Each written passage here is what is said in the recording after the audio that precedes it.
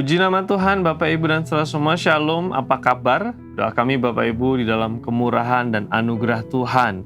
Kita semua mendapatkan kemurahan demi kemurahan dalam setiap medan juang dan medan lain kita masing-masing. Sebelum kita menapaki hari ini terlebih jauh, mari kita renungkan firman Tuhan. Dan masih mempercakapkan, mendiskusikan, merenungkan tentang kesalehan hidup. Izinkan saya membawa sebuah tema, kesalehan sebagai buah pengenalan akan Kristus.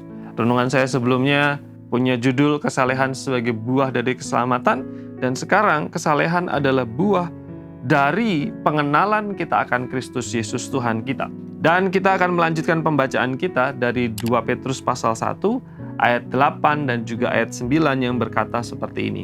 Sebab apabila semuanya itu ada padamu dengan berlimpah-limpah, kamu akan dibuatnya menjadi giat dan berhasil dalam pengenalanmu akan Yesus Kristus Tuhan kita.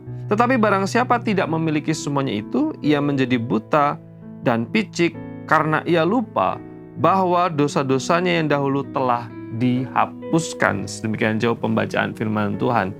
Ini adalah sambungan ayat yang kita renungkan beberapa hari yang lalu ketika seseorang itu sudah percaya kepada Tuhan Yesus, lalu kemudian dia mendapatkan keselamatan, ada buah yang harus dihasilkan.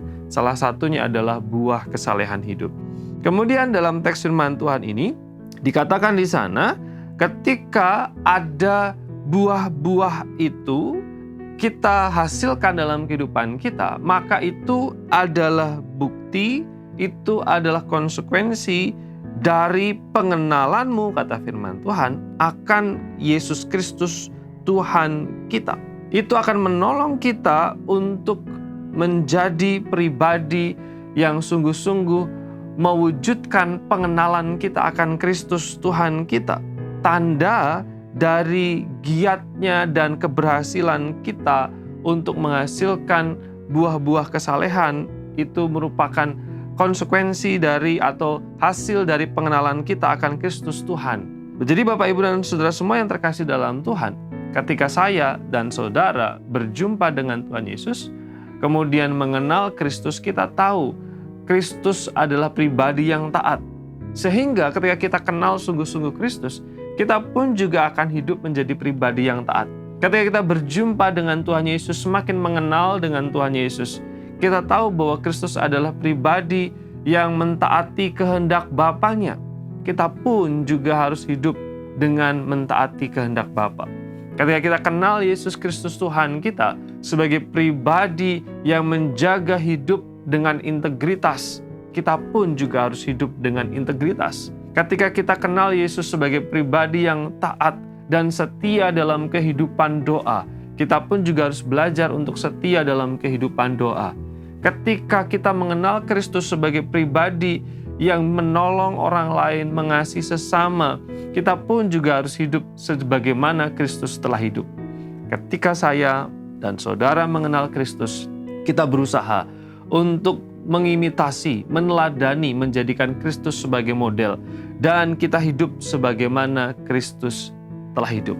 Inilah yang disebut sebagai buah pengenalan akan Kristus. Kita hidup benar, kita hidup taat, bukan untuk mendapatkan pujian, tapi semata-mata sebagai ekspresi spontan, karena saya dan saudara sudah berjumpa dengan Yesus Kristus Tuhan kita, yang sudah terlebih dahulu mendemonstrasikan kesalehan hidup. Kiranya firman ini menolong kita untuk terus menapaki kehidupan yang berkenan di hadapan Tuhan. Mari kita berdoa. Terima kasih Bapa di surga, kami bersyukur untuk kemurahan dan kasih-Mu. Kami bersyukur karena Tuhan memberikan kami kesempatan hidup di hari ini. Berkat dan pertolongan Tuhan kiranya menyertai kami di dalam setiap pergumulan dan perjuangan kami hari ini. Dalam nama-Mu Tuhan, kami sudah berdoa. Amin.